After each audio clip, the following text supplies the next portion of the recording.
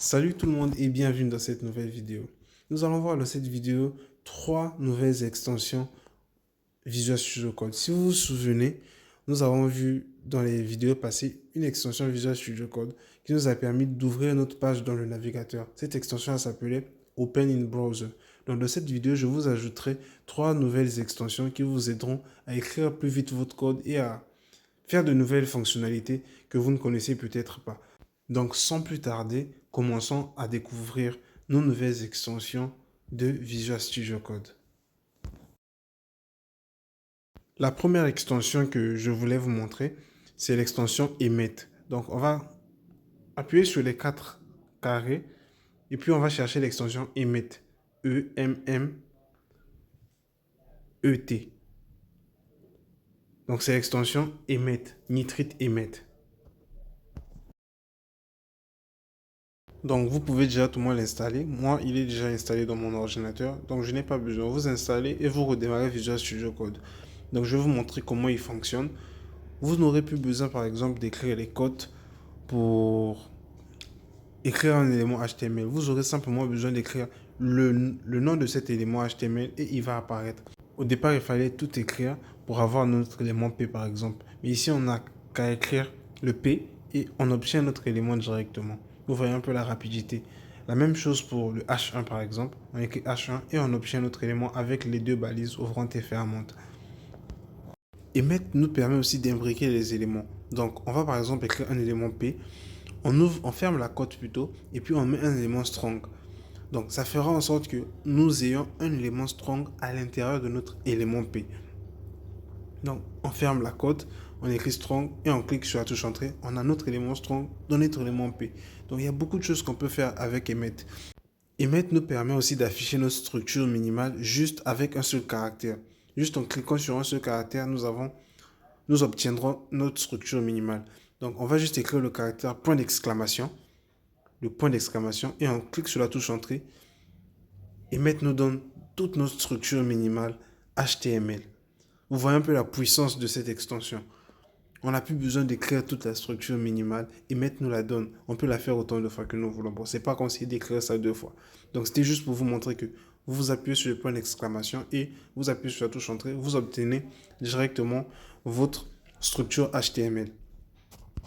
Concernant Emmet, j'ai fait quelques petites vidéos sur ma chaîne YouTube où je vous montre quelques petites astuces sur Emmet. Donc, ce que je vous ai montré, c'est pas tout. Il y en a encore plusieurs que j'ai beaucoup plus détaillé dans ces petites vidéos short que j'ai fait. Donc, vous pourrez aller sur ma chaîne pour voir ça. J'ai juste appelé cette playlist Emmet VS Code. Donc, si possible, je vous laisserai le lien en description. La deuxième extension que je vais vous montrer aujourd'hui s'appelle CodeSnap. CodeSnap, la voilà au début même. Je l'ai déjà téléchargé chez moi, je l'utilise depuis longtemps. Vous pouvez l'installer. CodeSnap nous permettra de faire des captures d'écran, des captures de notre code. Donc, par exemple, on va faire un clic droit. Chez moi, elle est déjà installée. Vous l'installez et puis vous faites un clic droit. Vous cliquez sur CodeSnap. Donc, on va sélectionner le texte et vous voyez automatiquement, il est en train d'ajouter le texte à la photo. Et quand on va chercher à enregistrer la photo, on va simplement cliquer sur le logo de CodeSnap. Ça nous demande d'enregistrer la photo, par exemple. Et nous, on met ça dans notre dossier image, on enregistre. Et quand on ira dans notre dossier image, on verra bien notre photo qui contient notre code. Vous pouvez envoyer cette photo à n'importe qui. Ça peut vous aider dans vos petits projets pour envoyer vos bouts de code à vos amis. Donc, c'est la deuxième extension que j'ai voulu vous montrer, qui s'appelle CodeSnap. Notre troisième extension, c'est l'extension Live Server. Live Server. Chez moi aussi, c'est déjà installé. En fait, cette extension, c'est un peu comme Open in Browser, mais elle est automatique. Vous n'aurez plus besoin d'actualiser la page à chaque instant. Dès que vous faites un CTRL S, automatiquement la page que vous avez affichée s'actualise. Donc, on va enregistrer par exemple notre page et puis enfin, clic droit, on voit l'option Open with Live Server. On clique au-dessus. Donc, je vais essayer un peu de réduire la page pour que vous voyez. Je réduis la page et la page de l'éditeur, comme ça vous verrez au même moment. Donc, je vais essayer de modifier le code qui est dedans. On va par exemple ajouter un paragraphe dans lequel on va écrire simplement bonjour. Et vous verrez, dès qu'on l'enregistre, dès qu'on fait CTRL S, elle s'affiche à droite. Le contenu s'affiche à droite et on n'a même plus besoin d'actualiser la page. C'est automatique. Donc, la même chose si on fait un élément strong, on met un texte qui s'appelle par exemple salut simplement. Nous écrivons simplement salut dedans. Et on fait un CTRL S, on voit automatiquement que ça s'affiche dans notre navigateur.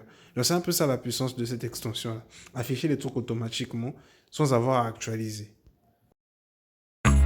Donc, j'espère que cette vidéo a été bénéfique et que cette extension vous servira dans la suite. Merci à vous d'avoir regardé cette vidéo.